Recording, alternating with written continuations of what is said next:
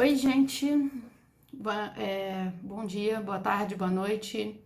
Sei a hora que vocês estão vendo isso. Bom, vamos começar então mais uma aula da disciplina de Ecologia de Comunidades e Ecossistemas. Hoje a gente vai estar falando um pouco sobre metacomunidades. É um tema que eu gosto bastante, porque é um tema que eu trabalhei ao longo do meu doutorado, que eu estudo há bastante tempo. Nesse tema a gente está mais preocupado em avaliar a estruturação espacial das comunidades, principalmente. A gente pode colocar um componente temporal, mas o principal é buscar avaliar os processos que ocorrem em diferentes escalas espaciais. Então, ao longo dessa aula, a gente vai procurar entender os padrões e processos em ecologia de comunidades. A gente vai buscar entender quais são os processos que geram os padrões que a gente vê. Por exemplo, aquele padrão mais comum, que é o padrão de riqueza em função da latitude, que a gente sabe quanto maior a latitude, menor a riqueza de espécies. Então, isso é um padrão que a gente conhece. Mas o que gera? Por que a riqueza de espécies diminui à medida que eu me afasto do Equador? O que acontece? Entendeu? Então, um padrão é a variação na riqueza. Agora, o processo é o que faz esse padrão acontecer. Então, através das teorias ecológicas, a gente busca entender o que gera os padrões de biodiversidade que a gente conhece. Bom, tá gravando. A aula de hoje, então, ela é dividida nesses assuntos principais, os padrões e processos em ecologia de comunidade. A gente vai relembrar o conceito de comunidade, que a gente já vem tratando desde o início do curso. Vamos falar um pouco sobre os efeitos e as características das escalas espaciais, sobre mecanismos que ocorrem tanto em escalas locais como em escalas regionais. Vamos ver o conceito de metacomunidade e vamos falar sobre duas principais abordagens de estudo de metacomunidade: a abordagem mecanística e a abordagem de elementos de estrutura de metacomunidade. Então, como a gente já fala desde a primeira aula, um dos objetivos primários da ecologia é medir, entender e predizer os padrões de biodiversidade. Especificamente, a riqueza de espécies, a diversidade funcional, a diversidade genética, a diversidade fenotípica. Então, tem uma série de medidas diferentes de diversidade que tem aplicações diferentes, que vão nos permitir entender processos diferentes. E a ecologia busca entender todas essas medidas diferentes de diversidade, o que elas representam, o que elas querem dizer e quais são os processos que as geram e as mantêm e que fazem elas variar.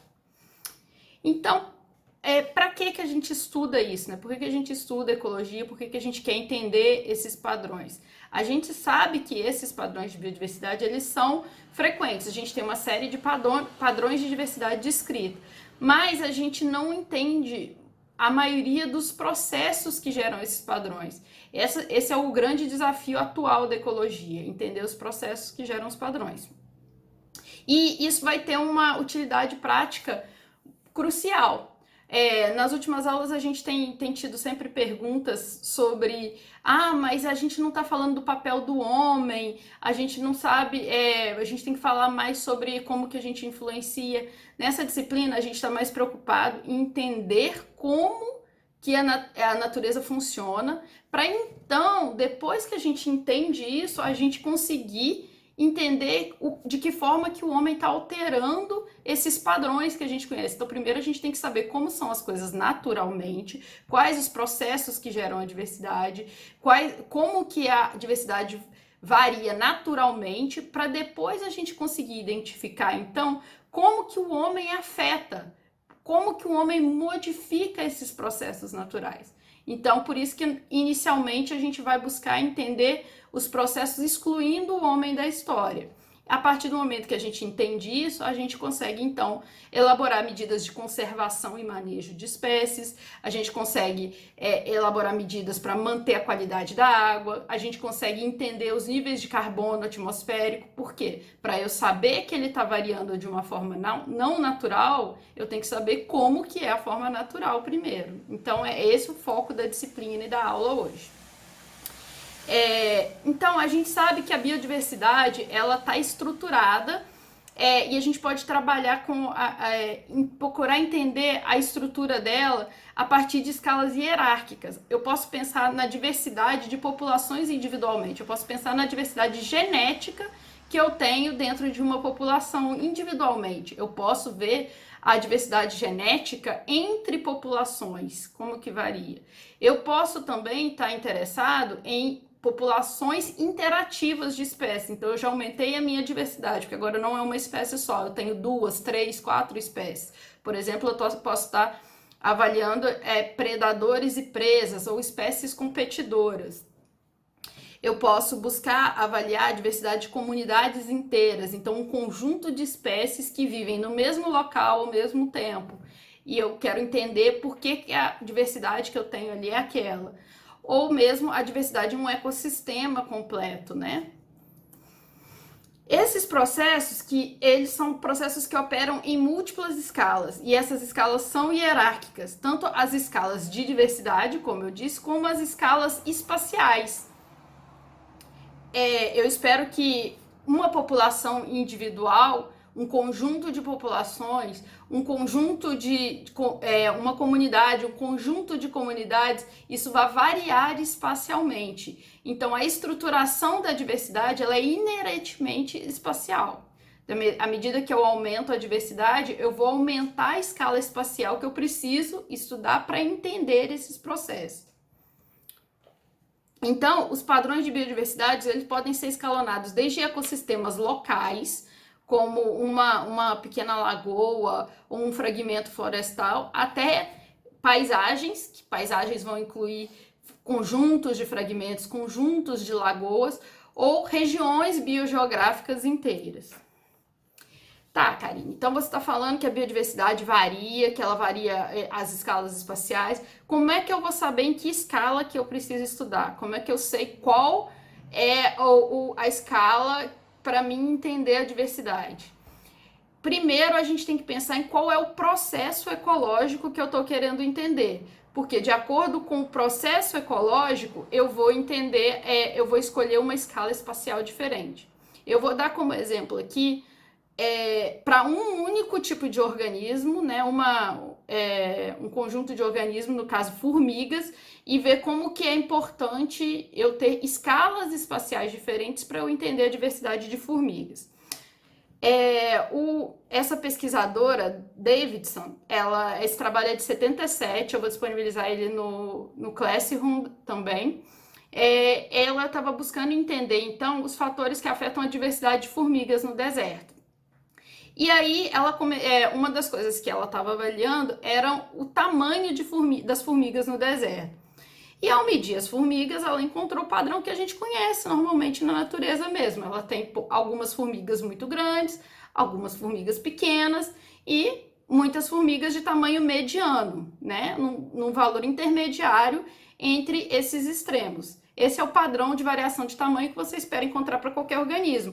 Então, só avaliando o tamanho das formigas em um deserto, ela não ia conseguir extrair muita informação, nem entender nenhum processo. Então, ela começou a comparar o tamanho de formigas de deserto com o tamanho de formigas na América do Norte como um todo. Ela estava avaliando desertos da América do Norte para poder ver se tinha alguma particularidade. A partir daí, ela percebe que tem uma faixa de tamanho que ocorre no deserto que é menor do que a faixa de tamanho da América do Norte, que é um range de tamanhos diferentes. Então, tem uma sobreposição de tamanhos maior no deserto do que na América do Norte. Então, a partir disso, ela já consegue ver que tem uma seleção de uma faixa de tamanho de formiga que consegue sobreviver no deserto.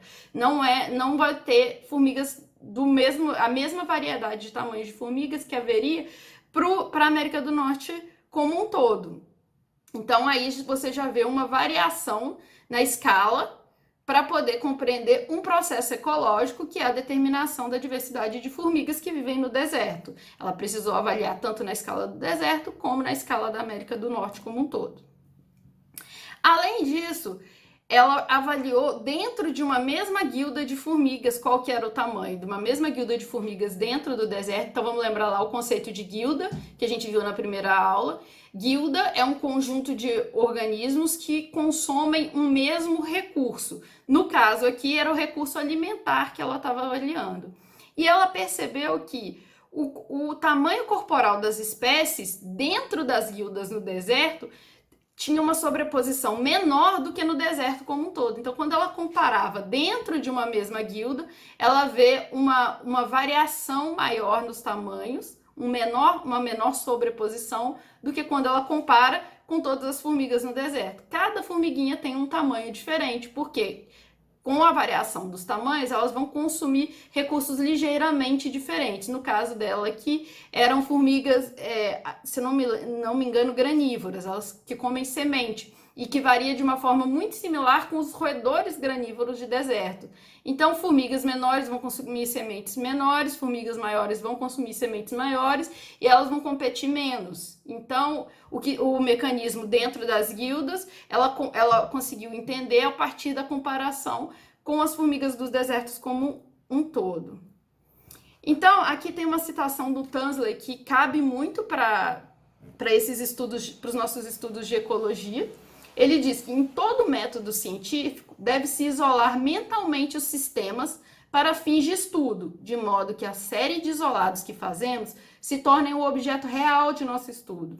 Ou seja, a gente separou formigas, a gente fez um isolado de formigas de deserto e comparou com as formigas da América do Norte, para a gente entender esse sistema. A gente fez um isolado de formigas de guilda, de uma mesma guilda, para comparar com as formigas de deserto, para entender aquele sistema. O isolamento é parcialmente artificial, mas é a única forma, é a única maneira possível de prosseguir. É assim que a nossa mente funciona, né? Que a gente, enquanto primata, consegue entender a natureza. A gente precisa isolar os sistemas para procurar entendê-los. E é exatamente essa a proposta de metacomunidades. É uma teoria que busca particionar os sistemas ecológicos em entidades locais e regionais. Vamos ver o que é isso. Basicamente, a proposição de metacomunidade é definida como um conjunto de comunidades locais que são ligadas entre si pela dispersão de múltiplas espécies, potencialmente interativas. Então, aqui a gente tem alguns exemplos. Um conjunto de poças que os organismos que vivem nessas poças conseguem dispersar de uma poça para outra. Ou fragmentos florestais, que as espécies dos fragmentos conseguem migrar de um fragmento para o outro. E essa migração, essa dispersão entre fragmentos florestais vai influenciar na diversidade que a gente encontra. Então, ele é um mecanismo interessante porque ele esclarece uma hierarquia de escalas. A gente tem a escala local, que é a escala da mancha que eu estou analisando, uma lagoa, um fragmento, e a escala regional, que é o conjunto de lagoas, o conjunto de fragmentos florestais.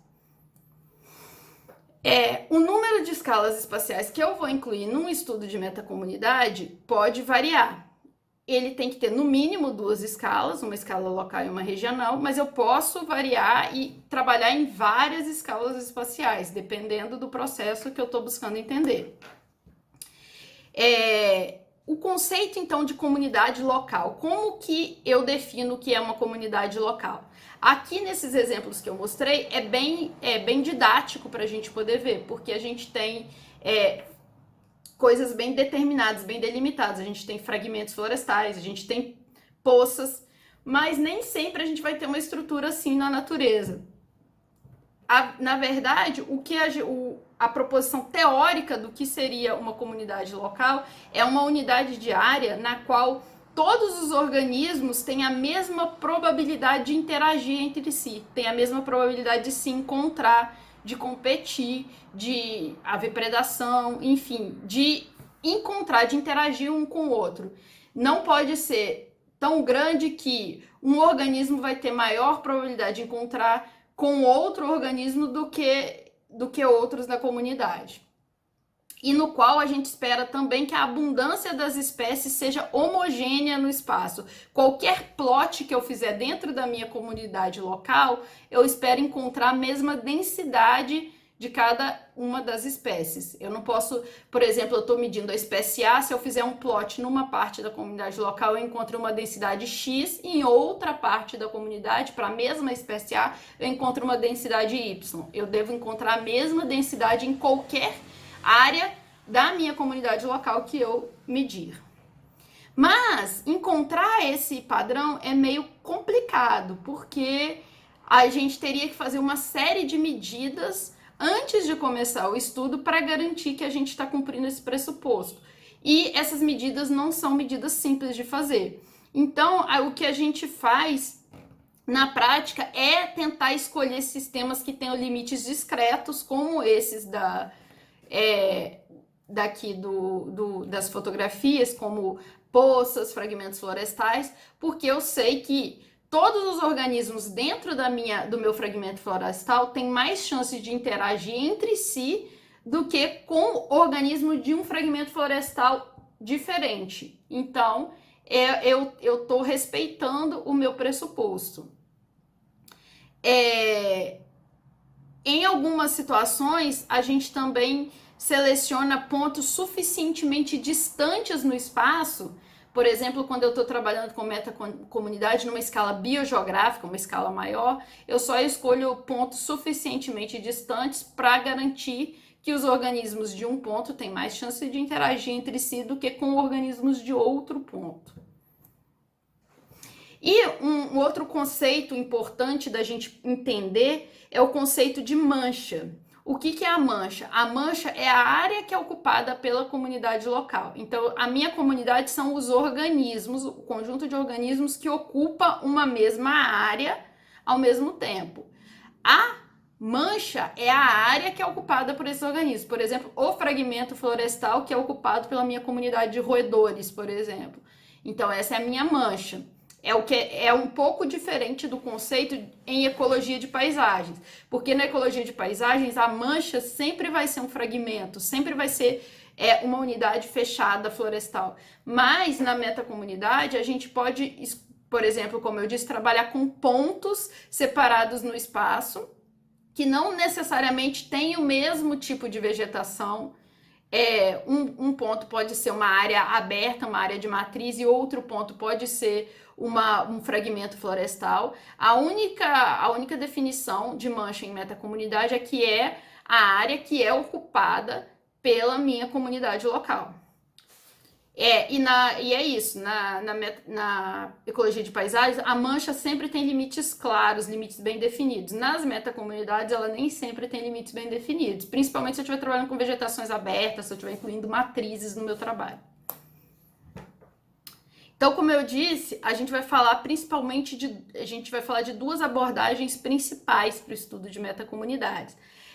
Os modelos mecanísticos, que foram propostos pelo Leibold em 2004, e os modelos baseados no padrão, os modelos baseados nos elementos de estrutura de metacomunidades, que foram propostos por Leibold e Michelson em 2002. Esse é o mesmo Leibold, só que o Leibold meio que abandonou essa proposta de 2002 e começou a trabalhar mais com a proposta de 2004 e continuou expandindo as ideias que ele propôs em 2004, mas outros pesquisadores abraçaram essa ideia, essa teoria que ele propôs em 2002 e continuam usando e expandindo essa teoria. Então, por isso que a gente vai ver as duas.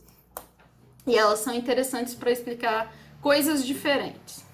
Começando então com os modelos mecanísticos, esses propostos em 2004, eu vou disponibilizar esse artigo no Google Classroom também, para vocês terem acesso para lerem.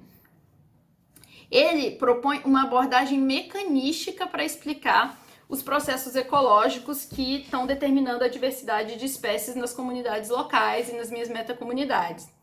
Ele se propõe a avaliar e quantificar mecanismos como a dispersão, a competição, filtros locais, extinção e especiação. Então, esses são todos processos. Você pode ver, não são padrões.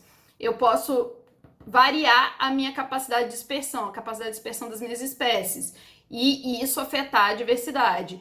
Então, a facilidade que a espécie tem para ir de uma mancha a outra pode afetar o padrão de diversidade que eu vou encontrar.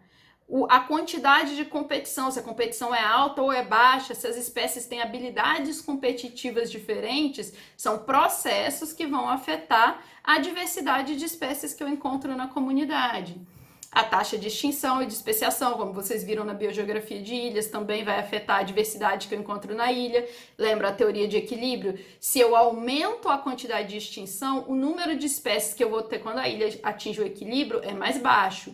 Se eu aumento a taxa de especiação, a taxa no equilíbrio vai ser mais alta. Então, tudo isso vão ser processos que serão avaliados. E como que então, o que é que ele propõe? Ele propõe que existem 4 modelos principais que podem explicar quais são os processos que estão determinando a diversidade de espécies nas minhas comunidades locais, na minha metacomunidade. O primeiro processo que ele propõe é a alocação de espécies, ou species sorting em inglês.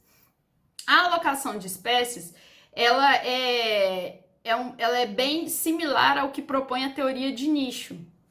Ela seria um paralelo com o extremo da teoria de nicho que a gente viu na última aula. Primeira coisa importante vocês precisam entender esse esqueminha que tem aqui. Eu vou mostrar para vocês aqui com o apontador. Olha só. A gente vai ter representado aqui, então, pela letra, as espécies que compõem a minha comunidade. Então, eu tenho a espécie A e a espécie B.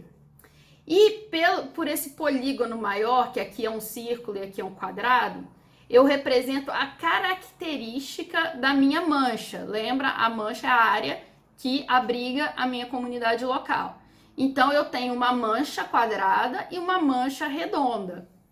E o polígono que eu tenho em volta da minha letra representa a adaptabilidade da espécie para o ambiente. Então, aqui no caso, eu tenho a minha espécie A, que é quadrada, e ela está dentro de uma mancha quadrada. O que isso quer dizer? Que a espécie A está bem adaptada a esse tipo de mancha. E a espécie B está bem adaptada ao tipo de mancha que está sendo representada pelo círculo aqui. E o que vocês podem ver, cada espécie só está presente nas manchas para as quais elas são bem adaptadas. Essas setas ligando as manchas representam a dispersão. Então, se eu tenho setas pontilhadas, quer dizer que eu tenho dispersão baixa.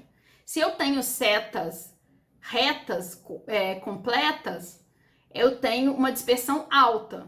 Então, aqui todas as espécies, no caso são só 2, espécie A e B, têm capacidade baixa de dispersão e estão presentes apenas nos ambientes para os quais elas estão adaptadas. Então, o que esse modelo de metacomunidade propõe? Ele propõe que em um ambiente eu tenho manchas com características distintas e essas manchas vão abrigar espécies distintas que têm características adequadas para sobreviver nesse determinado ambiente. Essas espécies têm baixa capacidade de dispersão. A capacidade de dispersão delas é suficiente apenas para garantir que elas atinjam as manchas adequadas para abrigar essas espécies. Então, ela é uma comunidade que é determinada pela ação de filtros ambientais locais. Ou seja, eu tenho um filtro aqui, é como se você pensar naqueles brinquedos infantis que tem formas onde a gente vai encaixando. As espécies seriam aquelas pecinhas que a gente encaixa e elas só entrariam nas manchas que estão adequadas para ela. O filtro impediria, por exemplo, que a espécie B viesse a ocupar essa mancha quadrada aqui. Em algumas situações, isso vai explicar a distribuição de espécies.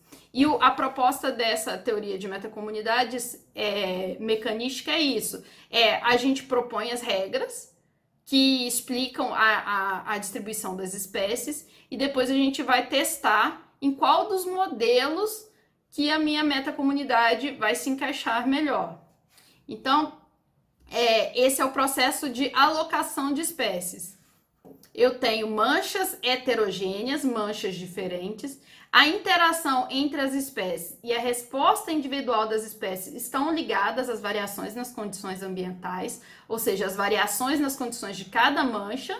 A vai ser um melhor competidor, vai estar mais adaptado a esse tipo de ambiente, vai impedir a entrada de B. B vai estar mais adaptado a esse tipo de ambiente. E a composição de espécies e a diversidade vão variar entre as manchas, porque só vai ter em cada mancha as espécies que são bem adaptadas àquele tipo de ambiente. Então, ele é um modelo bem fácil de visualizar, é bem fácil a gente pensar sobre esse modelo, né? E ele é perfeito para fazer um paralelo com a teoria de nicho. O segundo modelo que a gente tem é o modelo de mass effect, ou efeitos de massa. Nesse modelo, vocês veem que o esquema já é diferente. Olha só, eu tenho também manchas redondas e manchas quadradas, ou seja, eu tenho também um ambiente heterogêneo, né? Eu tenho manchas diferentes. Eu tenho espécies adaptadas a ambientes diferentes, mas eu tenho dispersão alta. Olha só, todas as minhas setas são aqui bem completas, grossas, então quer dizer que a dispersão tá juntando, todo mundo tá dispersando bastante. Nessa proposta, eu tenho manchas diferentes, dispersão alta, e eu consigo manter populações em manchas subótimas. O que acontece? Olha só, aqui nessa mancha redonda, para a qual a espécie B é bem adaptada, ela vai ter uma população alta, vou ter muitos indivíduos. Então eu tenho tantos indivíduos que essa mancha consegue fornecer indivíduos que vão sair e vão ocupar as manchas quadradas. Vejam só. Então, eles vão estar numa abundância menor, por isso que o B é representado pequenininho aqui, e aqui o B é representado grande. O A também, onde ele é mais bem adaptado, nas manchas quadradas, ele vai ter uma população bem alta, que vai fornecer indivíduos para esses ambientes subótimos. Então, a alta capacidade de dispersão vai me levar a encontrar organismos nos ambientes para os quais eles não são os melhores competidores, para os quais eles não estão tão bem adaptados. Mas isso indica que próximo ali eu tenho uma área ótima para essa espécie. Então esse é um outro modelo de metacomunidade possível. Então as coisas não encaixam como um quebra-cabeça, onde a pecinha encaixa perfeitamente no local, como na alocação de manchas. Muitas vezes eu vou encontrar espécies em ambientes para os quais ela não está tão bem adaptada assim. O terceiro modelo é o modelo de dinâmica de manchas. Vocês já podem ver que eu tenho todas as manchas iguais, todas as manchas são quadradas aqui. Então eu tenho um ambiente bastante homogêneo. No entanto, as espécies têm habilidades competitivas diferentes. Eu tenho uma espécie B aqui, que é a espécie redondinha, e ela ocorre num ambiente para o qual ela não é bem adaptada. E eu tenho a espécie A, que é mais bem adaptada a esse tipo de ambiente. Então, ela seria um competidor superior a B. Mas o que garante que B continue nessa paisagem? O fato de que a espécie B, ela tem uma alta capacidade de dispersão. Então, ela se mantém na paisagem pela alta capacidade de dispersão delas. Ela consegue se manter, muitas vezes, em baixas abundâncias, mas ocupando um conjunto de lugares para os quais ela é um competidor inferior. E A tem uma capacidade de dispersão baixa. Muitas vezes a gente espera que esse modelo de metacomunidade seja um modelo que explica comunidades em transição. Se a gente, por exemplo, pensar em sucessão ecológica, eu vou encontrar uma espécie, por exemplo, como a espécie B, que não é tão bem adaptada, mas ela vai ser a primeira a chegar num local e vai começar a modificar esse local. Ela não é tão bem adaptada, mas ela vai ser substituída futuramente por uma espécie que é um competidor melhor, que é a espécie A. Então, esse modelo, às vezes, a gente espera encontrar eles em áreas que estão sofrendo alterações, que não estão em equilíbrio.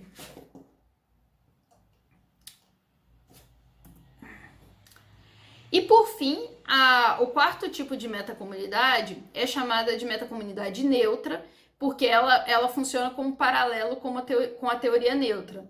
Nesse tipo de modelo, a gente espera que todas as áreas sejam equivalentes, as manchas são equivalentes, as espécies são equivalentes, a capacidade de dispersão de todas as espécies é alta, então eu não tenho diferença na capacidade de dispersão e nem na habilidade competitiva entre as espécies. Eu não tenho heterogeneidade espacial, nem na abundância das espécies e nem nas características das manchas. Então, o que vai determinar a abundância das espécies ou quais espécies estão presentes nos lugares é simplesmente a deriva ecológica. Esse tipo de modelo também é esperado que ocorra apenas para espécies que estão no mesmo nível trófico, como na teoria neutra o Leandro explicou na aula passada. Esse, de forma nenhuma, eu tenho o meu encaixe da pecinha no local adequado. As espécies podem ocorrer em qualquer lugar.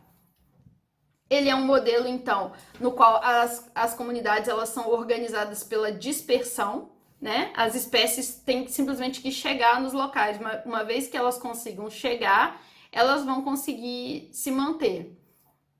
As espécies ocorrem juntas por acaso, pela dispersão aleatória, pela estocasticidade do ambiente. Se ocorre alguma coisa, pode levar todas as espécies à extinção, levar todos os indivíduos de uma espécie à extinção local. E a neutralidade, novamente, assim como na teoria neutra, ela é definida a nível individual. O que é isso? Que todos os indivíduos têm a mesma capacidade de ocupar um lugar vazio. A mesma história da floresta que a gente falou na aula passada, que morreu um indivíduo de árvore, qualquer um indivíduo tem a capacidade de ocupar aquele local. Então, a espécie que vai ocupar é muito mais uma função da abundância de todas as espécies que eu tenho na minha mancha do que de habilidade competitiva ou de habilidade de dispersão de qualquer espécie. Ela é similar à teoria da biogeografia de ilhas. As espécies entram nas ilhas por acaso. Da mesma forma, as espécies aqui entram nas comunidades por acaso. O exemplo da última aula, da aula de discussão, a gente estava vendo essa mesma figura para poder explicar o modelo de somatório zero. Nesse modelo, a gente espera que o número de espécies dentro de uma comunidade local seja limitado. Eu tenho um número fechado de indivíduos que podem ocorrer. O número de espécies não importa. O número de espécies só é limitado pelo número de indivíduos. Se eu tivesse um indivíduo de cada espécie, o número máximo de indivíduos seria o número máximo de espécies possíveis de existir numa comunidade. O que praticamente nunca vai ocorrer. Eu geralmente vou ter um número maior do que um de indivíduos numa comunidade. Aqui, por exemplo, o que a gente espera que aconteça caso um indivíduo morra. Qualquer indivíduo de qualquer espécie, um jovem de qualquer espécie, poderia ocupar o espaço vago. A probabilidade de ocupar esse espaço será função do número de indivíduos que eu tenho de cada espécie na minha comunidade. A espécie mais abundante tem mais chance de ocupar esse espaço do que a espécie mais rara. Então, por exemplo, aqui, essa espécie que está nessa cor mais escura tem uma maior probabilidade, esse pinheiro, de ocupar esse espaço vazio do que as outras espécies. A espécie com a menor probabilidade seria essa verde clarinha aqui, que eu tenho poucos indivíduos. Então, esse é o modelo de somatório zero. Ele também seria o que explicaria a diferença de abundância e a diferença de diversidade entre as comunidades locais em uma metacomunidade que é determinada principalmente pelo modelo neutro, por processos neutros. Então, basicamente, esses 4 modelos de metacomunidade, eles são simplesmente formas da gente detectar quais são os principais processos que estão determinando a diversidade que eu encontro na minha metacomunidade. Uma vez que eu entendo quais são os processos, eu posso pensar em formas de manter a diversidade, qual o tipo de manejo que eu devo fazer e como que a gente identifica esses processos. Bom, tem uma série de formas de se avaliar isso. uma série de medidas. Eu não vou entrar nos detalhes analíticos para se identificar esses modelos de metacomunidade, porque eles são um pouco mais complexos estatisticamente, e a gente já não tinha muito tempo quando a disciplina era presencial para poder ver isso. Assim, na disciplina remota é ainda mais difícil. Mas eu vou disponibilizar os artigos para vocês, e aí quem tiver mais interesse nesse assunto pode entrar em contato comigo e eu posso ajudar a entender, discutir esses métodos analíticos. Bom, então, um dos fatores interessantes desse modelo neutro de metacomunidade e da teoria neutra como um todo é que ela fornece explicação para essa curva de abundância de espécies. Que esse modelo de curva de abundância de espécies é o mais comum da gente encontrar nas comunidades dos mais diversos organismos. Sempre que a gente amostra uma comunidade e a gente faz um levantamento de abundância das espécies, quando a gente plota em um gráfico as espécies ordenadamente da mais abundante para a mais rara, o formato da curva geralmente é sempre esse, que indica que eu tenho poucas espécies muito abundantes e muitas espécies raras, ou seja, poucas espécies muito abundantes e muitas espécies raras. E o que explica isso? A deriva ecológica, como a gente viu na teoria neutra. Se eu tenho uma comunidade, como eu mostrei aqui, e a maior probabilidade de ocupar um espaço vago é da espécie mais abundante, essa espécie vai tender a ficar cada vez mais abundante, porque na maioria das vezes vai ser ela que vai se proliferar. Então a tendência dela é se tornar cada vez mais abundante. Então isso faz a gente encontrar, isso explicaria por que a gente encontra essa diferença de abundância tão grande entre as espécies na maioria das comunidades. E quando a gente usa os modelos neutros para poder matematicamente para poder explicar a abundância das espécies, o ajuste em geral é muito bom. Isso tá naquele blog que o Leandro disponibilizou no Classroom para vocês, que mostra o ajuste dos modelos de comunidades de árvores ao modelo neutro. Então é bastante interessante, porque essa teoria consegue explicar bem, pelo menos matematicamente, e apresentar um modelo ecológico, um processo ecológico para explicar isso. Mas ela é uma teoria um pouco difícil de testar. Bom, aqui então só um resumo, comparando os 4 modelos, os 4 processos que a gente espera encontrar nas metacomunidades, para revisar o que a gente falou na aula então. Então, o primeiro modelo de alocação de espécies, aqui eu coloquei também os nomes em inglês, porque quem for apresentar, se precisar buscar, se precisar das palavras-chave, quem for fazer o trabalho com metacomunidade, está disponível aqui.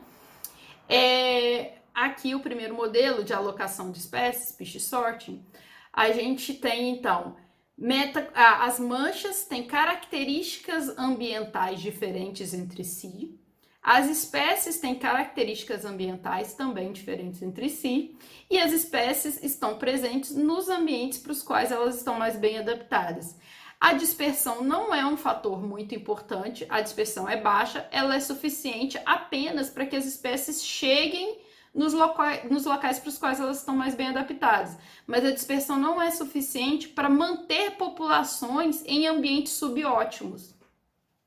Aqui no Pet Dynamics, dinâmica de mancha, a gente já tem uma situação diferente. A gente tem espécies que têm pouca capacidade de dispersão, como a espécie A aqui, mas uma habilidade competitiva alta, porque o ambiente é altamente adequado para elas. E a espécie B, que tem uma alta capacidade de dispersão, mas uma habilidade competitiva mais baixa. E ela se mantém na paisagem pela dispersão. Temos o caso da espécie C, na qual eu tenho espécies diferentes, eu tenho manchas com características ambientais diferentes, e as espécies vão se manter na paisagem tanto por sua alta habilidade competitiva nas respectivas manchas, a espécie A na mancha quadrada, a B na mancha redonda, mas também vão se manter em ambientes subótimos pela dispersão. E por fim, o modelo neutro, que a habilidade competitiva e a habilidade de dispersão entre as espécies é a mesma, e a diferença de abundância e a diferença de diversidade entre as manchas é função apenas da estocasticidade ambiental e da deriva ecológica.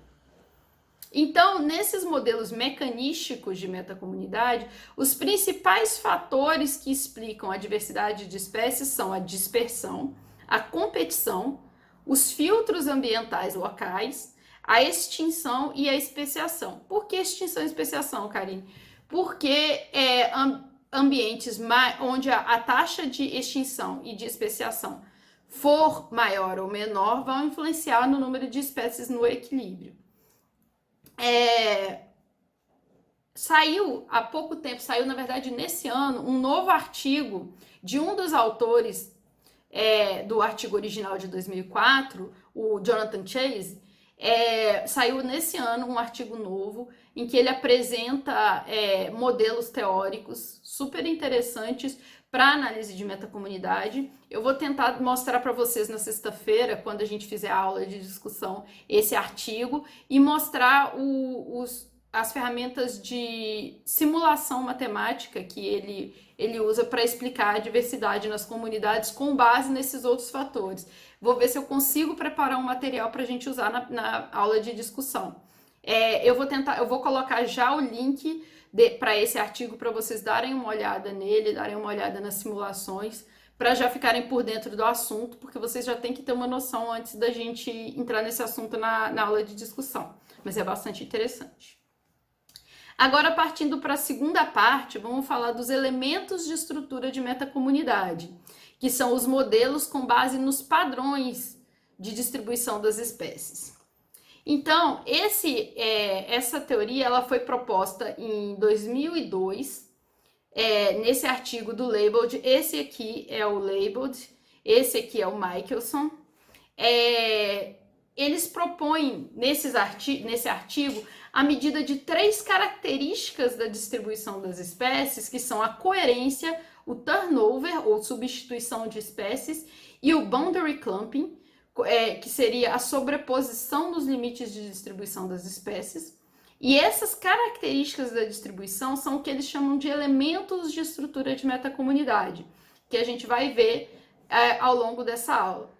Essa proposta, ela está muito mais ligada às ideias da teoria de nicho. Ela não abraça bem a teoria neutra, ela não envolve a teoria neutra, e ela vai avaliar as características da distribuição das espécies ao longo de gradientes ambientais.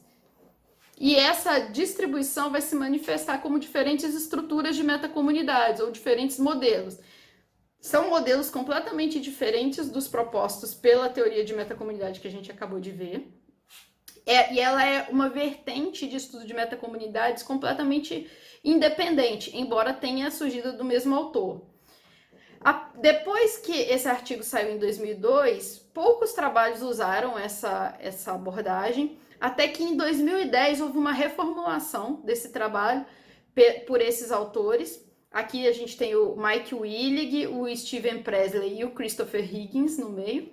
E a partir dessa segunda proposta, começaram a sair muito mais trabalhos e essa teoria começou a ser bastante usada. Essa abordagem de estudo não é uma teoria, é uma abordagem de estudo de metacomunidades. Essa proposta ela é baseada na teoria de nicho completamente, como eu disse, e ela se baseia na ideia, primeiramente, de que a distribuição das espécies num gradiente ambiental é gaussiana.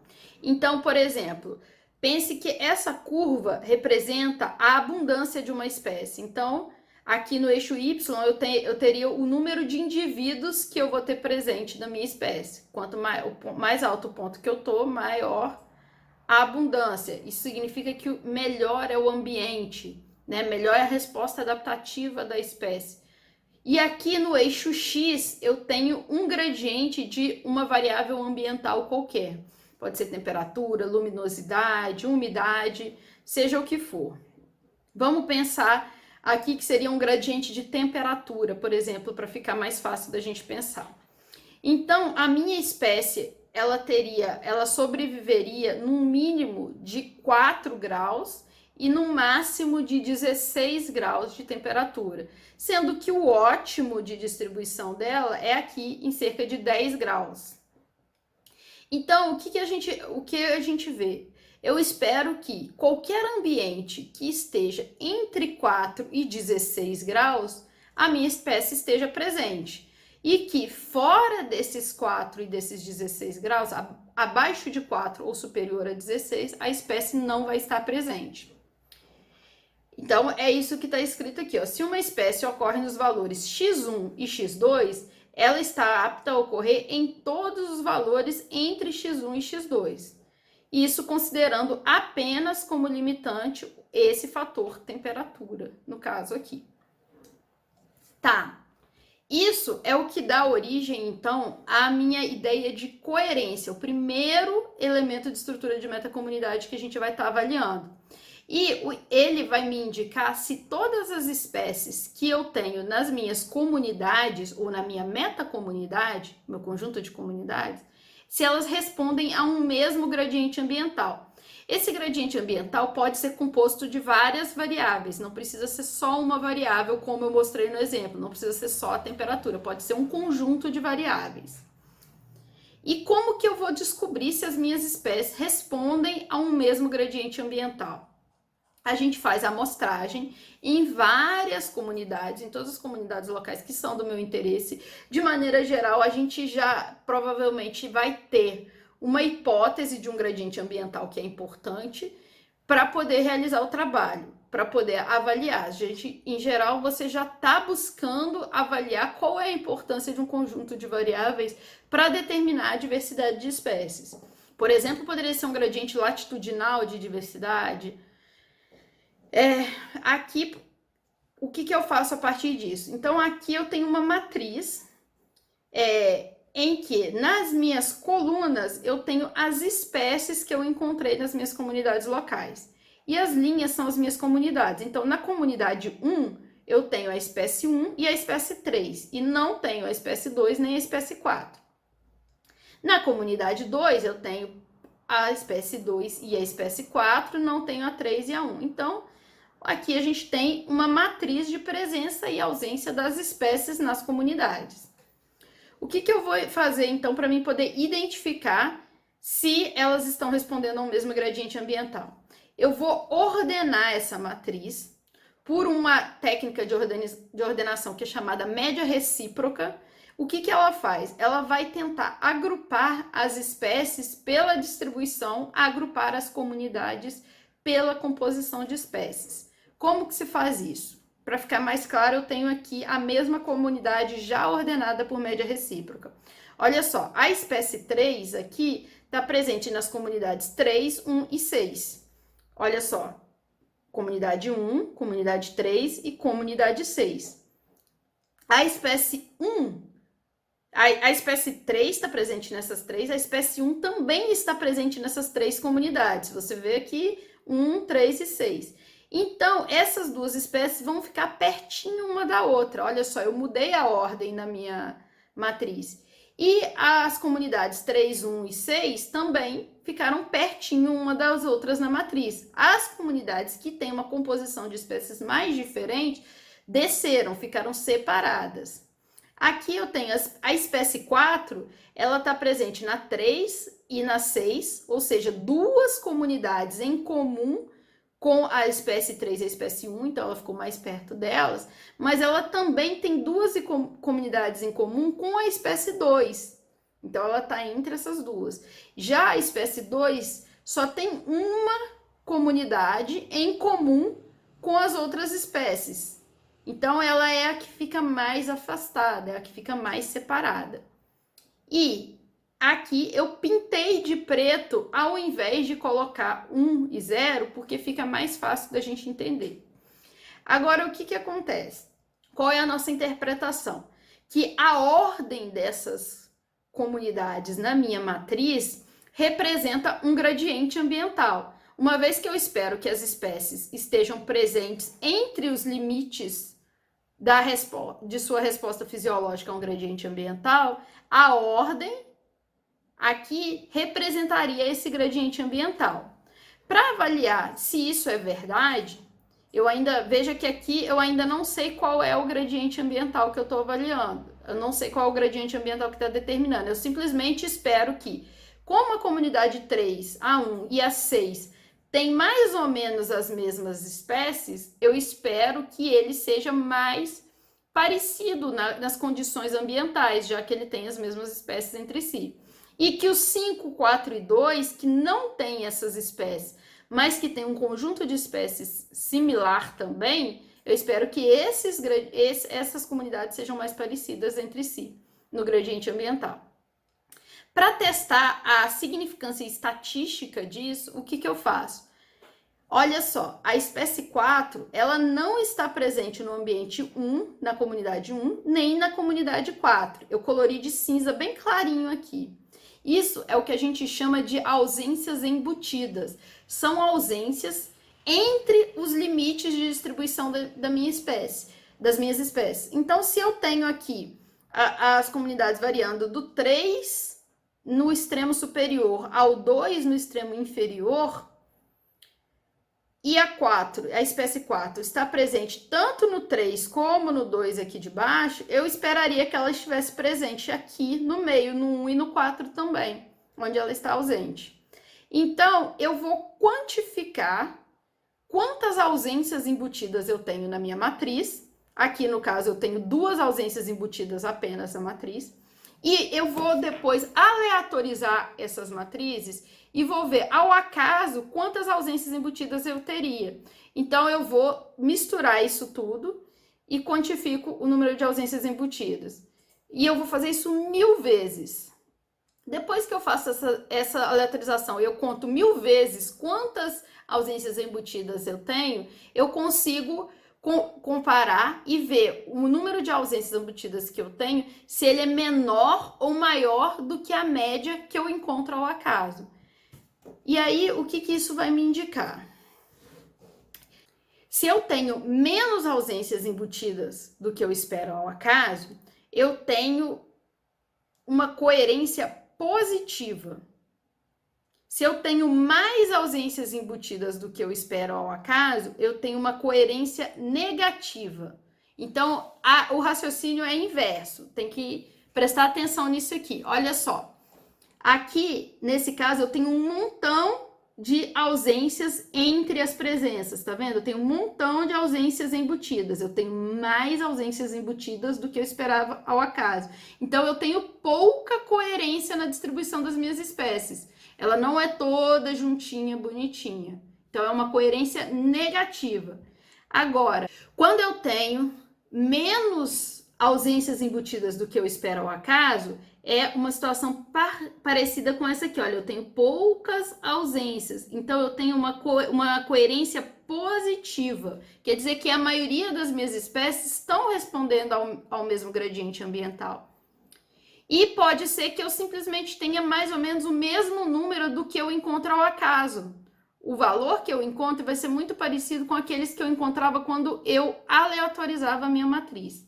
Se eu tiver menos do que eu esperado ao acaso, eu vou ter uma metacomunidade de acordo com o modelo que é proposto pelo Diamond, que a gente vai ver já já, que é uma metacomunidade do tipo checkerboard, ou tabuleiro de damas. Se eu tiver mais do que eu esperado, se eu tiver menos ausências do que eu esperado ao acaso, eu tenho uma coerência positiva, eu vou medir o próximo elemento de estrutura de metacomunidade. Vamos ver aqui, então, primeiro, a proposta do Diamond. Essa proposta do Diamond, ele fez lá em 1975, antes da gente ter o conceito de metacomunidade. Ele estava estudando aves em ilhas, e ele observou que tinham pares de espécies de aves que nunca ocorriam juntos. E ele sugeria que esses pares de espécies não ocorriam juntos por causa da competição. Elas tinham todas as características que permitiam elas sobreviverem naquela ilha. Elas tinham capacidade de voar e chegar até aquela ilha. Então, elas tinham a capacidade de dispersão e elas tinham as características que permitiam sobreviver ali. O ambiente era adequado. Então, ele sugeria que elas só não viviam ali porque um competidor excluía e impedia que elas vivessem nesse ambiente. A proposta dele era muito interessante, mas ele não tinha um teste estatístico que permitisse afirmar ou testar isso muito claramente. Essa proposta de metacomunidades, ela já gera um teste mais interessante, que é esse teste de coerência para avaliar essa estrutura. Então, quando a gente encontra essa coerência negativa, a gente diz que a gente tem um tabuleiro de damas, uma distribuição de tabuleiro de damas. Porque se você avalia, fica bem parecido com um tabuleiro mesmo quando você colore. Então, olha só, essa primeira espécie aqui, ela nunca ocorre junto com essa outra espécie aqui. Isso tudo foi muito interessante, mas a gente saiu recentemente um trabalho, nem tão recente mais, né, 2017, que mostra que tem um problema estatístico aqui ainda. Então, esse conceito de tabuleiro de damas do Diamond volta a sofrer críticas, porque eles mostraram matematicamente que ele se aplica apenas a pares de espécies e não para uma metacomunidade inteira. É um problema matemático. Enfim, continuando. Se eu, então, encontro que a minha metacomunidade não é diferente do que eu encontro quando eu aleatorizo as minhas matrizes, disse que eu tenho uma metacomunidade com uma distribuição aleatória. O que isso quer dizer? Uma metacomunidade com distribuição aleatória é simplesmente que as minhas espécies, elas não estão respondendo ao mesmo gradiente ambiental. A ordem que elas estão, que as comunidades estão dispostas ali, não representam um gradiente ambiental, porque provavelmente as espécies estão respondendo a variáveis diferentes. Então, eu não posso analisar esse conjunto de espécies junto na minha metacomunidade, porque elas estão respondendo a coisas distintas. Então, eu simplesmente vou tentar entender o que está acontecendo, se eu misturei espécies diferentes. É muito comum isso acontecer para morcegos. Se a gente avalia morcegos como um todo para avaliar a estrutura de metacomunidade, a gente encontra estruturas aleatórias. Quando a gente separa os morcegos em guildas, por exemplo, morcegos herbívoros de morcegos carnívoros, a gente já encontra uma estrutura ordenada e consegue encontrar um gradiente ambiental. Por quê? Porque os morcegos carnívoros estão respondendo a variáveis ambientais diferentes dos morcegos herbívoros. Se a gente misturar os dois, a gente não consegue detectar quais variáveis são, então eles têm que ser analisados separadamente. Então, encontrar a estrutura aleatória é indicativo de que a gente está misturando espécies com características ecológicas diferentes. Certo? Então, entendemos a coerência. A coerência serve para a gente avaliar se as espécies estão respondendo ao mesmo gradiente ambiental e se a gente deve analisar elas de forma conjuntas na nossa análise de metacomunidade. O próximo elemento de metacomunidade que a gente vai avaliar é a substituição de espécies, ou turnover. O que é a substituição de espécies?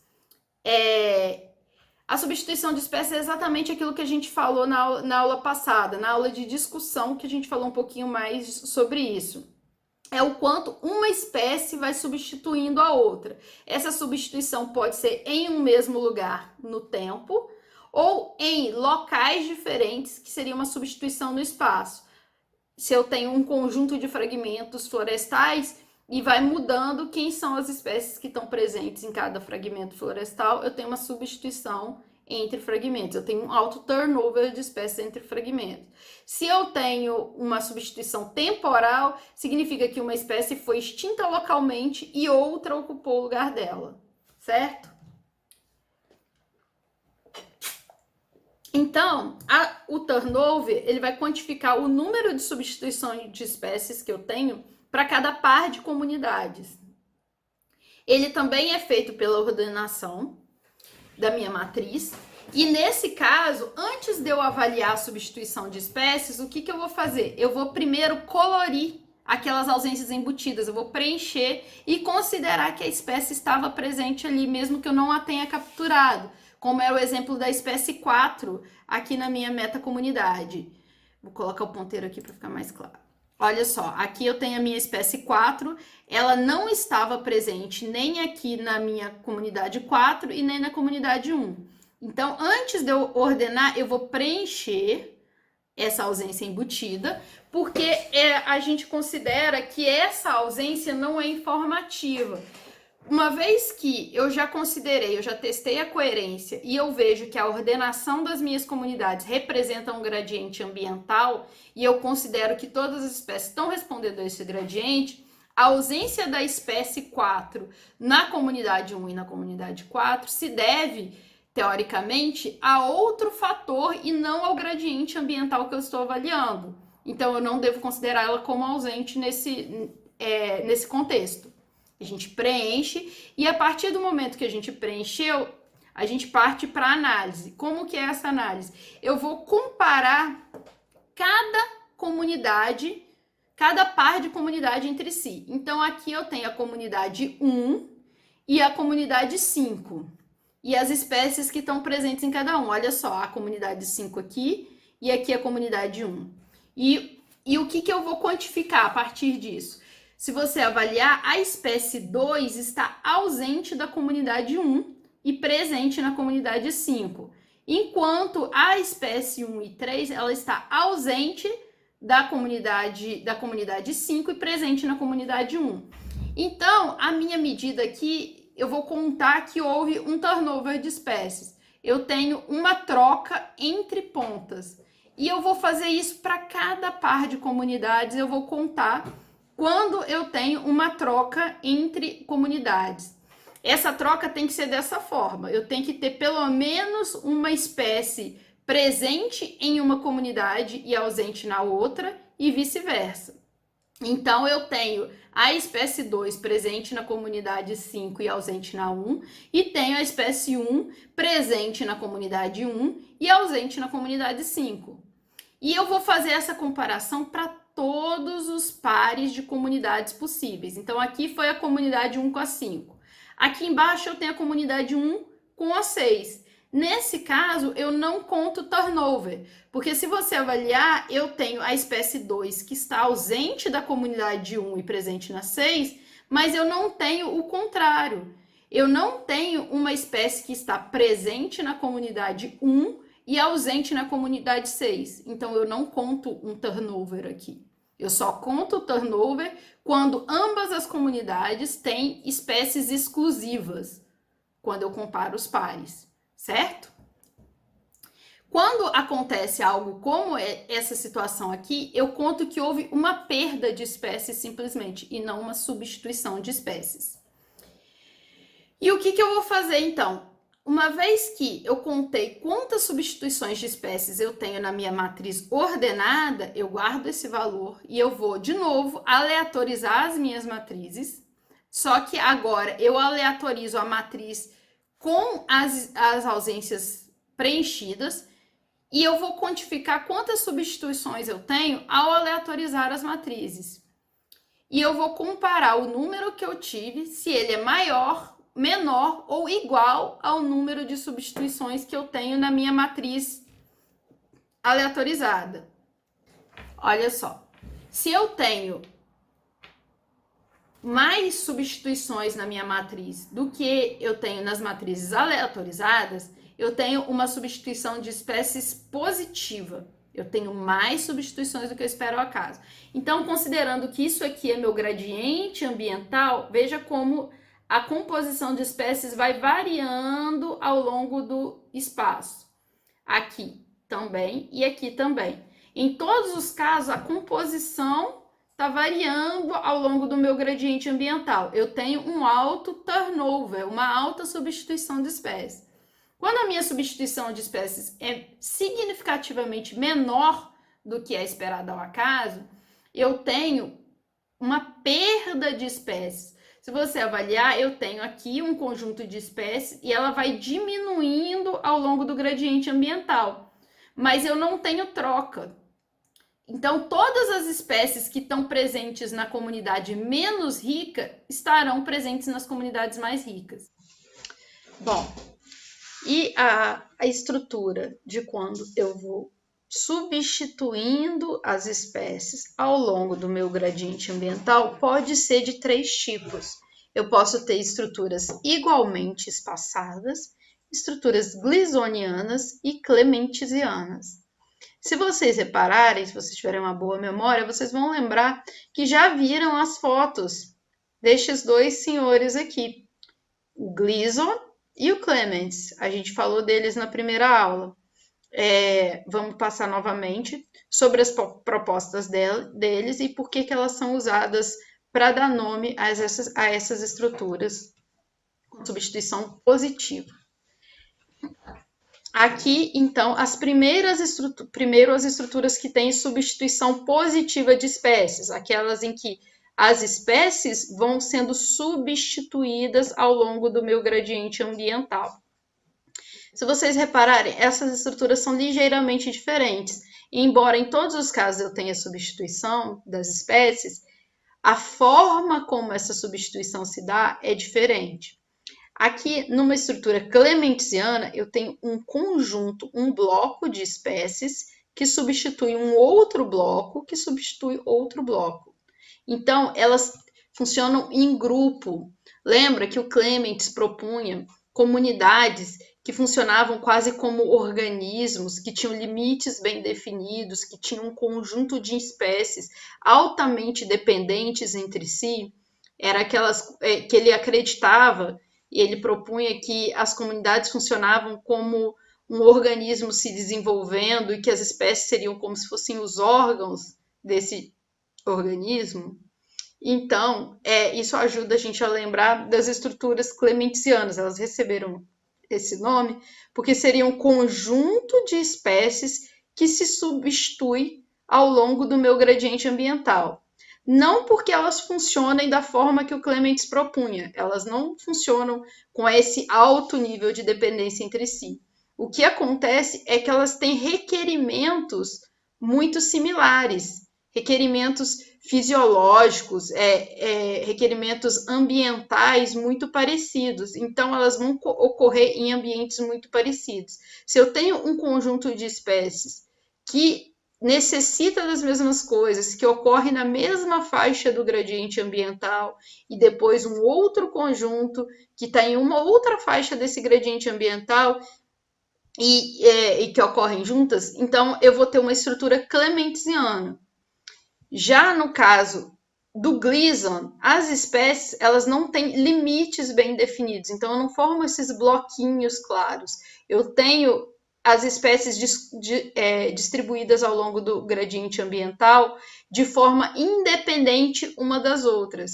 Isso quer dizer que o limite da distribuição dessas espécies não vai ser sobreposto.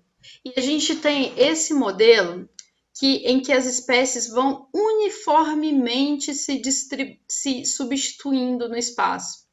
É uma substituição muito uniforme. Isso é o que era proposto pelo David Tillman. Ele é um pesquisador que é vivo até hoje, que faz pesquisas super interessantes em ecologia, mas no caso aqui, a proposta dele é que a competição fosse um agente forte na estruturação das metacomunidades e na presença das espécies nas metacomunidades. Então, o que ele diz é que as espécies tendem a ocorrer numa faixa muito pequena do gradiente, uma faixa menor, nessa faixa onde elas são o competidor ótimo. E à medida que a habilidade competitiva da espécie cai pelo menos um pouco, ela é substituída por outra que tem uma habilidade competitiva mais alta. Então, elas estão restritas àquela faixa da curva que a gente viu de abundância da espécie, da curva de resposta adaptativa, em que a curva é mais alta. E nos limites onde essa adaptabilidade das espécies diminui, ela já é excluída por uma outra espécie. Já nas metacomunidades aninhadas, eu também vou poder avaliar a sobreposição de limites de distribuição das espécies para poder entender a resposta das espécies ao gradiente ambiental. Eu posso ter metacomunidades aninhadas com limites bastante sobrepostos, assim como eu tinha nas estruturas clementsianas. Quando os limites são bastante sobrepostos, quer dizer que, à medida que o meu gradiente ambiental vai mudando, eu perco um conjunto de espécies de uma vez. Da mesma forma que antes eu substituía várias espécies, eu perco várias espécies. Isso quer dizer que essas espécies elas têm uma resposta muito similar a essa variável ambiental, que é uma resposta forte. Pode ser uma resposta à temperatura, por exemplo, uma queda na temperatura, ou um limiar de temperatura que todas essas espécies respondem. Naquele limiar, nenhuma delas consegue sobreviver. Então, aquele conjunto de espécies é perdido. Aqui, eu tenho, no caso, uma estrutura aninhada com limites aleatórios, que seria um paralelo com a estrutura do Gleason, onde eu tenho substituição das espécies independentemente. Aqui eu tenho perda independente. Então, o limiar de resposta de cada espécie é diferente. Embora elas estejam respondendo as mesmas variáveis ambientais, o limite de até onde a espécie consegue ocorrer nesse gradiente ambiental é diferente. E eles não são sobrepostos. Eu consigo visualizar isso aqui, olha só, até onde cada espécie ocorre. E aqui seria um limite igualmente espaçado, ou limite hiperdisperso. Então, cada uma tem um limite independente e ele é mais ou menos homogêneo. Essas duas situações, tanto a substituição igualmente espaçada, quanto a aninhada com limite hiperdisperso, são modelos matemáticos, mas que nunca foram encontrados na literatura. Se a gente vai procurar respostas ou metacomunidades que tenham respondido dessa forma, a gente não encontra. Eu ainda não vi nenhum artigo que tenha encontrado isso, e ele é basicamente um resultado matematicamente possível. E foi desenvolvida, inclusive, uma proposta ecológica do que poderia gerar no caso da competição para substituição de espécies. Mas a gente não encontra. Bom, então aqui revendo os padrões que eu disse, no caso do padrão clementiziano. Então, é um caso onde eu tenho coerência positiva, todas as espécies respondem ao mesmo gradiente ambiental. Substituição positiva, troca de espécies ao longo do meu gradiente ambiental, entre as minhas manchas. Limites de distribuição sobrepostos, conjuntos de espécie respondendo à mesma faixa do gradiente ambiental, ocorrendo juntas. Então, é similar àquela proposta do Clements e por isso recebeu o nome dele, uma homenagem a ele. No caso da resposta gleasoniana, as respostas das espécies são independentes, são espécies específicas. Então, eu tenho coerência positiva, substituição positiva, mas os limites de distribuição são ao acaso. Elas são independentes umas das outras. Então, olha só, se a gente olhar isso naquele gráficozinho de adaptabilidade das espécies, o limite até a faixa do gradiente que elas ocorrem é diferente, embora o gradiente ambiental seja o mesmo. Para as comunidades igualmente espaçadas, eu teria uma situação como essa. Aqui ele, inclusive, está um gráfico um gráfico apenas para duas espécies, mas o que acontece? Eu tenho uma distância muito equivalente, muito repetida, igualzinha entre as espécies ao longo do meu gradiente ambiental. Então, novamente, coerência positiva, todas respondem a um único gradiente.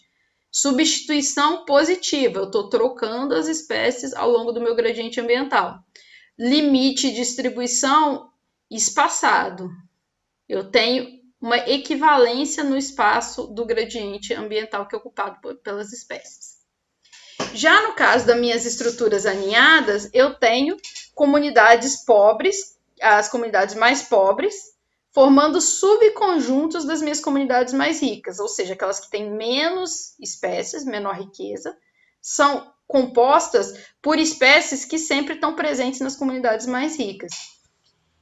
Elas nos permitem identificar padrões previsíveis de perdas de espécies. Por exemplo, se eu tenho uma relação especiária, uma relação de fragmentação, e eu vou comparar áreas maiores com áreas menores, eu posso ter uma resposta assim, aninhada. Se eu amostro fragmentos florestais e um gradiente de tamanho de fragmento, simplesmente. Então, quanto maior o fragmento, eu espero encontrar mais espécies. Quanto menor o fragmento, menos espécies. Só que se eu sempre perco as mesmas espécies, perco as espécies na mesma ordem, então eu vou gerar uma estrutura aninhada. E eu consigo prever quais espécies vão estar presentes em quais fragmentos. Uma outra situação é a resposta de morcegos em gradiente altitudinal. No caso aqui, teve um trabalho nos Andes, um trabalho de gradiente altitudinal, e eles encontraram exatamente uma estrutura aninhada como essa, chamada de clumped, né, com limites agrupados. O que acontece? À medida que vai aumentando a altitude nos Andes, em cada faixa de altitude, a gente tem um tipo de vegetação. São os belts, os cintos de vegetação. E nessas faixas de vegetação, à medida que eu subo e eu mudo de faixa de vegetação, eu perco um grupo de espécies de morcego específico. E aí você encontra uma estrutura muito parecida com essa, sendo que lá no topo, na parte mais alta, só um pequeno grupo de espécies ocorre naquela altitude tão grande e com aquele tipo de vegetação. Então, seria um gradiente de altitude e até de tipo de vegetação. Aqui tem um estudo de caso que eu trouxe para mostrar para vocês, que foi um dos capítulos do meu doutorado, que ainda não está publicado, mas só para vocês verem um exemplo prático de estudo desse tipo. O que acontece? Eu estudei roedores, diversidade de roedores, no Nordeste do Brasil. Eu estava avaliando a resposta deles a um gradiente de altitude, vegetação e umidade na Caatinga. Na região Nordeste, a gente tem o que a gente chama de brejos de altitude. O que acontece lá é até meio que inverso do que ocorre aqui.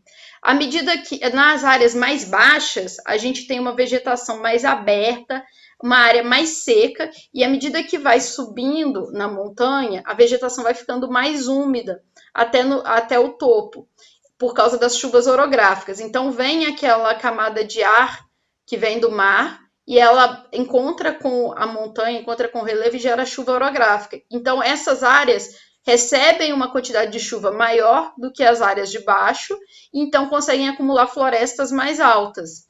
Então, eu fui buscar avaliar de que forma isso influenciava as comunidades de roedores que eu encontrava.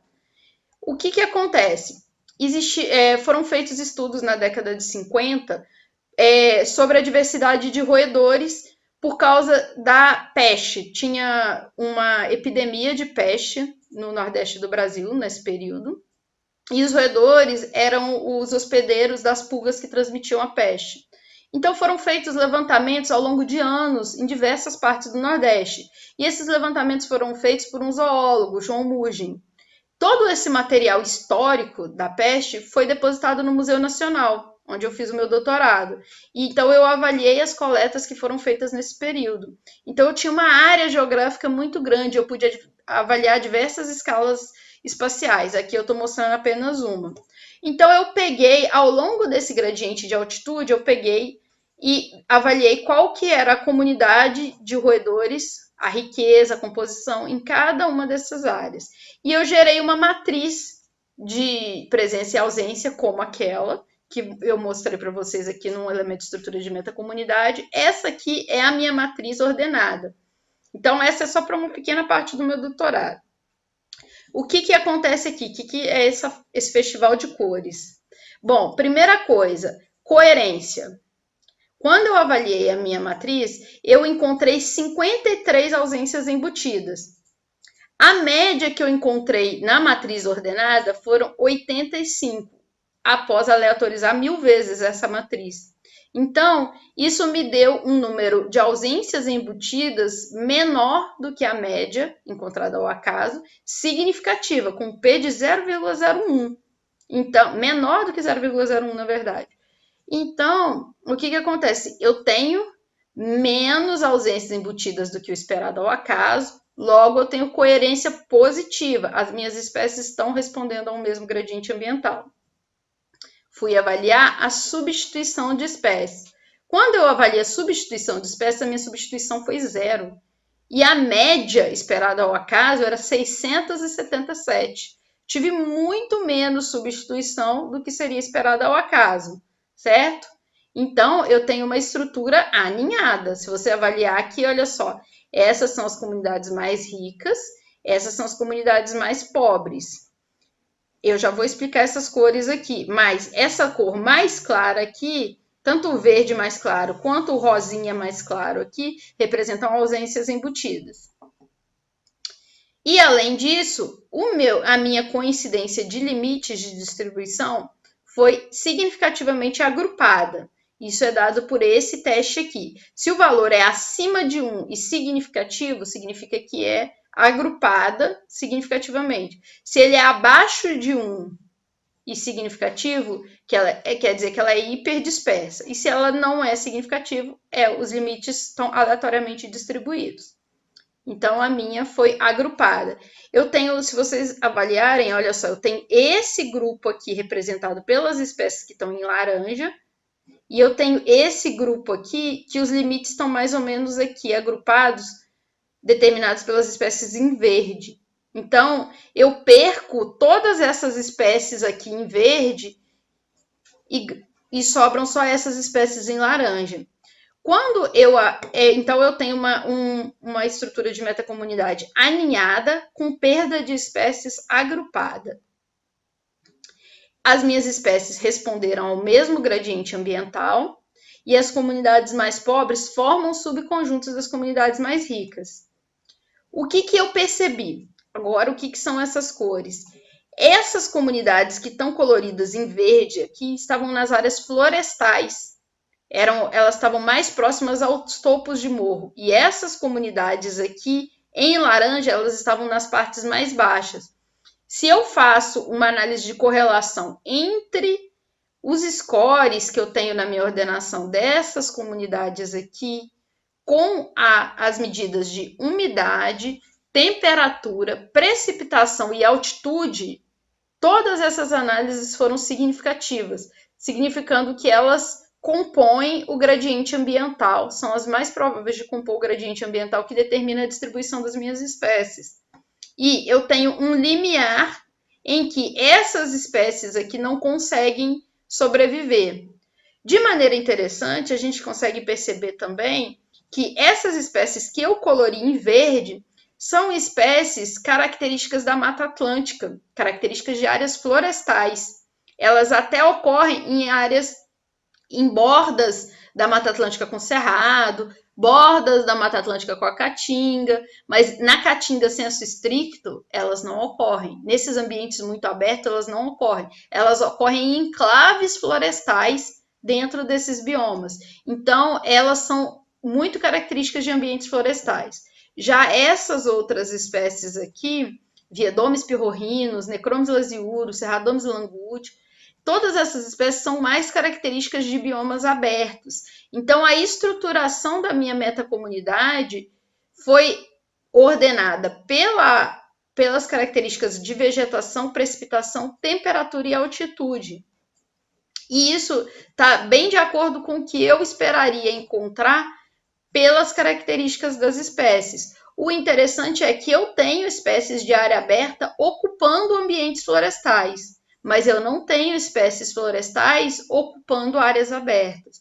Então, isso vai me ajudando a entender um pouco mais sobre os processos que estão estruturando a diversidade das comunidades nas regiões de caatinga e nos enclaves florestais de altos de morro das caatingas. Entender a estruturação da diversidade de comunidades como um todo. Então, uma das últimas coisas dessa aula que a gente tem que lembrar e que eu gosto de chamar a atenção é que o que eu estava buscando aqui eram apresentar para vocês modelos de metacomunidades, uma teoria que é toda baseada nesses modelos e que esses modelos eles são simplificações da realidade.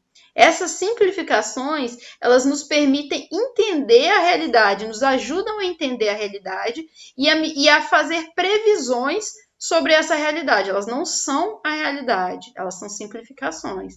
Mas a gente só consegue entender o mundo fazendo simplificações, fazendo subconjuntos, particionando realidades para a gente poder analisar. Assim como eu mostrei o Tansley falando lá no início dessa aula.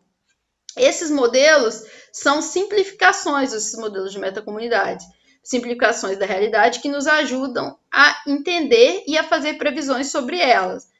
Mas muito mais importante do que definir qual a estrutura de metacomunidade, entender qual é o modelo, só classificar ela como um modelo, uma estrutura, é usar o conhecimento teórico para a gente entender os processos que os dados estão evidenciando. Então, só me serve definir qual modelo de metacomunidade que explica minhas espécies, que melhor se adequa ao padrão de distribuição das minhas espécies nas comunidades, se isso for de fato me ajudar a usar essa simplificação para entender a minha diversidade, entender a minha comunidade. Então, isso é uma coisa importante da gente chamar atenção. Embora essa brincadeira, esse estudo nos lembre essa brincadeira infantil de encaixar pecinhas, a gente não pode ficar igual a criança só tentando encaixar as comunidades dentro de um conceito, dentro de um modelo. A gente tem que usar isso para obter mais informação, para entender a diversidade. Então, a gente hoje passou por todos esses conceitos, a gente avaliou os padrões e os processos, a gente viu que padrões e processos se complementam, a gente identifica padrões para entender processos e vai usar esses processos para entender o que está afetando a diversidade, o que está afetando as comunidades. A gente reviu o conceito de comunidades, passamos pelos efeitos e as características das escalas espaciais, que a gente deve avaliar as coisas em escalas espaciais diferentes para responder perguntas diferentes, como no caso das formigas, que a gente foi desde o deserto até a América do Norte inteira, que a gente comparou guildas com o pool regional que eu tinha de espécies. Avaliamos mecanismos, então, agindo em escala local, como os filtros ambientais que vão determinar quais espécies estão presentes dentro de cada comunidade local, como a dispersão, que vai garantir que espécies de uma comunidade local entrem em outra comunidade local e vão garantir a diversidade da paisagem. Conhecemos a abordagem mecanística de metacomunidades e a abordagem de elementos de estrutura de metacomunidade. Vimos um exemplo de cada uma e vamos discutir mais sobre isso na aula de sexta-feira. É isso, gente. Obrigada. Leiam o material que eu vou disponibilizar para vocês no Classroom. Escrevam para mim se tiverem dúvidas e conversem entre vocês. E é isso. Um abraço para todo mundo.